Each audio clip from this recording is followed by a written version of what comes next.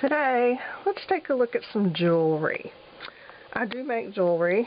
I haven't made any in several years because it's kind of a cyclical thing. You know, right now I'm obsessing over paper stuff. So I'm all about paper things, and you know, one day I'll wake up, I'll be over that, and then I'll go back to jewelry or something else. That's just kind of how I roll.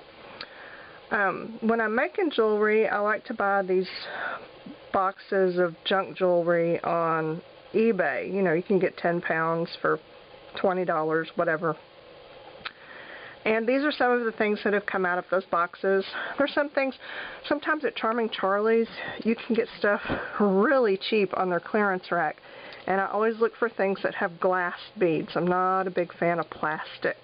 I have a few things with plastic beads, but it's rare. I prefer glass or other natural, you know, metal, wood, things like that. But I've got them hanging here in my closet in the art room, and they're on a shower curtain rod, which is kind of propped up on either end by the cross rods. These shower curtain rings that they're hanging from, they're too small to fit on a closet rod. The closet rod is bigger around than a shower curtain rod, so that's why I've got the rod in front of a rod situation happening. But I just use these shower curtain rings to hang the different necklaces. They're just arranged by size. You know, I don't really need them in any particular order. I just need to be able to see them. And this works well. I've got some I bought at you know, like on the clearance rack at Michael's or Hobby Lobby, and some junk jewelry, and just things that I've picked up here and there. These, I've had a request for me to show some of my handmade stuff. These are some of the pendants that I make, and these are destined to go back on Etsy. They've been on Etsy before, but it was years ago, and I didn't quite have the social media following back then that I do now. So maybe if they get some more exposure, some folks will buy them. But they are all made from found objects and hardware, just hardware store, you know, washers and things. And you know, like that rusty thing is probably a rusty washer, and a couple of them have rusty bottle caps that I found in a parking lot. But they're all sealed with jewelry quality resin, so you know they won't get gross on you. And there's all different kinds and colors and sizes. And these crosses were made from some brass findings that a friend gave me when he worked in a machine shop, and these are some they didn't quite make tolerance, I think. And all of the stones are vintage rhinestones. And I have a couple of paper bead bracelets, and I did not make this fused glass. I don't do glass. But there's a few other little earrings and some rings. That one has a really cool big rhinestone on it. So those are the jewelries that I've made, and I have a few more that I wear in a different spot that I'll show you in a minute. But let's move to a little bit of storage and organization. Here's where I keep a lot of my jewelry hardware parts and pieces. These bins used to live on top of my wall of drawers over there, but they blocked some of the paint. So, you know, it irritated me where I had to kind of scooch them out of the way to see the paint, and that wasn't working. So that's why I rearranged that whole top thing. I just ended up stacking these here. They're on top of a sturdy, it's a basket thing, but it has a wooden frame, so it's sturdy. And they've got various stuff in them. Let's get a closer look. This first bin is not necessarily just for jewelry. I also make some rusty metal mobiles that are on these old saw blades. I've done a couple of those, and these are some of the things I use. But occasionally I do come here for jewelry parts. Sometimes I leave the rust and cover it with resin. Sometimes I polish it off. But it's just found metal, a lot of rusty, weird, random stuff like that. So that's what that whole little organizer is. And then this next one has a lot of not just jewelry, but craft parts and pieces. There's eyelets, brads, fishing swivels. I use a lot, not just in jewelry, but in paper craft projects. They're great to hang or dangle charms from. And you can kind of see that's jewelry stuff, thumbtacks, crimping beads, you know, just little things. And what is this called? That's right, room to grow. Here's where I keep my binder rings. And I have some, this is my overflow of safety pins. They actually live in another area, but I ended up with too many of these sizes to fit in my bin, so that's overflow safety pins. And you can see this container is cracked and broken. I got it at a thrift store for, I don't know, maybe a couple of dollars, if even that much, because it worked just fine. I mean, it was just cracked in a couple of places, but it still worked fine, so, you know, I'm good with it. And this is basically the majority of the jewelry hardware. I've got washers divided up by size, more or less. And, you know, from tiny to giant. And then all of the different, you know, your big nuts and your small nuts, you don't want to mix those. Got to keep those separate. Springs, things like that. And in these drawers, you know, sometimes I'll use little containers to hold several different yet related little things and put it inside a larger container. And then this is just miscellaneous hardware pieces. So that is what I do with my little hardware type parts and pieces. This little drawer unit is one of the first art room organization pieces that I ever bought years and years ago. And I just keep kind of basic tools in it. I have some tools that sit in a bucket on my work desk. Those are the things that I grab, you know, every time. Your scissors, your bone folder, you know, your pokey tool, things like that. This is more of, you know, extra specialty backup tools. And this does go in with the jewelry. I'm getting there, but that's that's why we're doing this at the same time.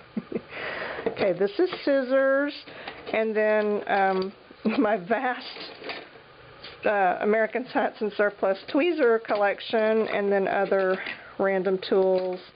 You know, there's bead reamer, stylus, extra bone folders, things like that, extra pokey tool. And then this one is more major tools, pliers, hammers, tin snips, my jewelry. You know, you gotta have one of those big stainless steel, I don't know what they call that, hammer thing. And that's where I keep that. And then down here I have, again, the fishing tackle box department. This is paper clips. Come on. There we go. Just decorative paper clips that are good to add to your journals and planners and things. I have lots of cigar boxes, and these little ones are perfect for, this is needles. And you ever buy those sets of dominoes like this at the dollar store? I keep my X-Acto blades and my backup X-Acto in there. And then this is where I keep my extra trimmer blades. But in the back, and they're shoved in the back because I haven't been using them lately, is this little container of head pins, and this had hardware in it at one time. I think some picture hanging hardware. And this is the main safety pin container, and they're separated by size. And then this is my jump ring container. Pretty sure I got this at American Science and Surplus. And it has the little removable deals in it. This is great. Should have got more of these while they had them. It's kind of hard to see, you know, what's in there because of the frosted plastic, but if you turn it over, and they're completely sealed so nothing spills, but I kind of hold it over my head and look at the bottom, and then, well, there, and then you can kind of see what's in there. They show it better on the bottom than on the top. And floss threaders.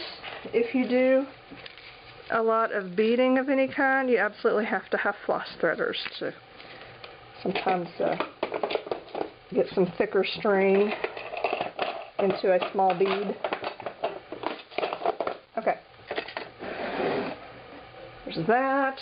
Down here, these are beading tools, you know, special pliers and nippers and, you know, those wire roller things. And then clamps. I know, it doesn't seem to make sense. My brayers, rubber brayers, are back there too. And some of these things, they're unrelated, but they live together because they've always lived together. You know, when I didn't have very much stuff, they were all together, and my mind just associates them together. This is where they belong, so that's where they stay. This is some extra tools: heat guns, a sealing iron, soldering iron, hot knife, hot wire, that kind of thing. So, let's see, is that it for tools? It seems like I'm missing something. What am I missing?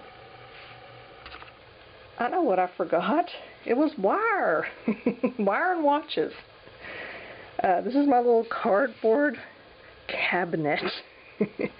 And on top are these two little drawer containers. One just has paper ephemera stuff in it. This one has, the top drawer is craft wire and guitar string, which is, that's not guitar string, that's some kind of twisted electrical wire. That's guitar string. Guitar string is difficult to work with. It doesn't like to hold its shape, but it sure is cool because it comes in so many textures and thicknesses, and there's usually a cool little knobby deal on the end. So yeah, love me some guitar string. This is actual jewelry wire, copper, stainless steel, that kind of thing. Those are poorly stored pieces. Oh look, another pair of cutters. Some beading, you know, what do you call it? Beading wire. And there's probably some of that clear, monofilament, that's the word I'm looking for. Monofilament beading stuff is in there somewhere. And then these are watch parts. These are actual whole watches that I like to find for next to nothing when I can. And then I'll take them apart and separate the little parts out, you know, faces, and then, you know, I love the little gears, and then the little innards, and watch tools. So that is where I store that kind of thing. Here I have a couple more fishing tackle boxes. I think there was a sale at Academy one time. I don't remember. But these have some jewelry parts and pieces, works in progress, things I'm not quite sure what to do with, stuff I've made, like pieces of but haven't turned into a finished piece. That's what's in here. This one is mostly resin pieces, you know, the kind that have the vintage stones, and that one looks kind of finished. I think I needed a little repair or something on it. I'm not sure. It's got stuff that needs to be repaired, stuff I haven't completed. Love that. Some experiments. Those are some hardware fuses with vintage stones and then covered in resin. And these large pendant, rusty metal pendant things that I'm not quite sure what to do with, but I really like them, which is my problem with a lot of this. No usefulness whatsoever, but I sure do like it. Like this thing. Look at that. That huge honkin', that is so not jewelry, unless your name is like Flava Flav. It just doesn't really work for anyone, but I like it, so I'll figure out something to do with it. These are copper pieces with the patina, and just that was an experiment gone awry. I love covering keys with resin and jewels, so yeah, that's what that is. And then over in this one, it is fewer resin pieces and more found jewelry pieces that are in progress. See, these, I put this onto this. This was like a big earring from the 80s. But now it's going to be a pendant. I just need to fill it in with the stones. And this was pieces off another necklace that I made and then disassembled part of it, but these would make good earrings to go with that necklace if I ever get around to it. I don't know what in the heck that's going to be, but I like it. This was a piece of steel I found in the parking lot. I like to go into industrial areas, to like, you know, foundries and wood shops, and just walk around in their parking lot with your head down, because you can pick up some really great pieces of stuff like this. A lot of these came out of parking lots. This came out of a parking lot. This came out of a parking lot. Of course, you know, I've polished them and done that. They just look like dirt, really, when I picked them up. But there was cool metal underneath. See these? I've got the stones in there because I know those are the ones I want to put in that brooch, but I haven't done it yet. You know, this I know I want to put with this in some way. I just haven't gotten around to it. This was a good idea gone bad. I made it, the whole thing, but it doesn't hang right. So it needs to be reworked or just taken apart. I'm not sure. So it's sitting in here. This is another one that doesn't hang right. It needs to be redone. It needs to have more space between each of the little medallion deals. This, I think, was a repair, because I wore this one quite a bit. Or maybe did I already repair it? Maybe I did. Oh, yeah. I don't know why it's in here. Huh. Well, anyway. That's what happens when you don't work on stuff for several years. You forget why it's there. So, that is that. And the rest of my, I have a, vast collection of jewelry parts and pieces. They're over there with the beads that are in limbo right now, so I'm not going to show those until I figure out what to do with them. And then hopefully I can come up with something that you can easily adapt for your own self. I did have a request for someone who asked to see some of my finished jewelry pieces, and I do have a few of those that I wear myself, so I will show those next. These are some of the jewelry pieces that I've made and that I wear on occasion, on a rare occasion.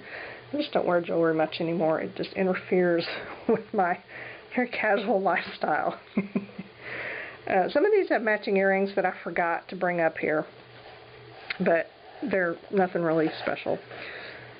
This one has a lot of hardware. I love the light bulb, and it's got some of my spring beads and then other purchased beads and chain from junk jewelry and some little things, wire deals that I made. This extra hook is on here because I wore it one day where I wanted it shorter. So, you know, I could hook it like that in the back, or it can be slipped over my head. And I just pull that hook off when I slip it over my head. So there's that one. This one is one of my favorites. I collect vintage Delftware that has this turquoise swirly pattern. It's kind of mid-century retro Delftware. And I bought some on eBay one time, I think it was candlesticks, and the person shipped them and they broke because she just kind of stuck them in a cereal box. I don't know what she was thinking. She doesn't know either. Anyway, I got a full refund on it, no big deal. But I saved some of the broken pieces, and this I just polished the edges, and it made kind of a cool, funky pendant. I put these deals on it and soldered. Is this the one I soldered badly? Yeah, it is. Badly soldered. I'm not very good at soldering. And then I just made those jump rings out of twisted wire. This is not really a good view, but anyway. You get the idea. Made the clasp like that. And then my skull necklace. This one does have some cute earrings that I forgot to bring up. But it's this wonderful stone skull bead.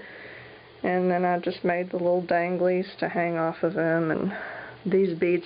We have some. This one has a front clasp. You see, it's like this. I made that fabric bead, and this is where the clasp is, which I kind of like. It's kind of an asymmetrical situation there. And we have some really great cheap bead stores here in Houston on Harwin, and the real bead stores around town don't like them because they call them those cheap Chinese beads. Well, let me tell you what, these cheap Chinese beads, they work just fine for me. That's okay. This one was found stuff. This was a piece of some junk jewelry I got off eBay, and then one of my vintage stones. And these two pieces, I think this back piece was an old, really tacky earring that I polished down. And then this one I got out of a parking lot, that piece of metal. And it's all covered with resin. And yeah, see, this was an earring right there. And I even left the screw post intact and just resined it to the backing. Fishing hook dealies, and I used several of those, and then just some other beads and metalworking. This is one of my favorites, and it has a vintage clasp on the back. And this was my one of my resin key phases. Big chunky chain. I probably got it at Michael's or Hobby Lobby. And then resined these keys with some vintage rhinestones in them, which I love. And I've mentioned before that I'm actually allergic to this resin. I'm not sure if it's all resin or just ice resin. But if I handle it too much, even completely cured, I get a rash, and this gives me a horrendous rash around my neck. I really should put this on eBay. But I love it. I just hate to do that. But, I don't know. So anyway, it's fun. It's a conversation piece, for sure. I've made several wrap bracelets. Oh shoot, I forgot to bring, I have a couple of stitch beaded bracelets I've made. I forgot to bring those down. But these are, you know, this type situation where it wraps, you know the deal. And I have instructions for how to make these on my blog. I have a blog post. This is another very long wrap. It wraps multiple times. And this was some polymer clay I made a mold and molded those little faces. Can I even get this on anymore? Barely. Man, that's traumatizing when your jewelry doesn't fit. Yeah, well, whatever. Anyway, that was fun. And I have some more polymer clay jewelry. I forgot to bring it up too. Okay, I'm not doing very well with keeping my stuff together. I'm not very organized. Yeah. Alright, and then this is a fun bracelet that is really more to look at than to wear. I mean, you can wear it, and I have worn it, but it's not very practical. It's just kind of got all kinds of fun junk hanging from it. I really should just display it somewhere because I love to look at it but not to wear it so much. So yeah, so those are some of the things that I've made, the kinds of things I like to make, and I will make more of someday when I, get inspired. So I hope you've gotten some ideas on how to store some of your jewelry parts and pieces if you're a jewelry maker. And that's all I have for now. The end.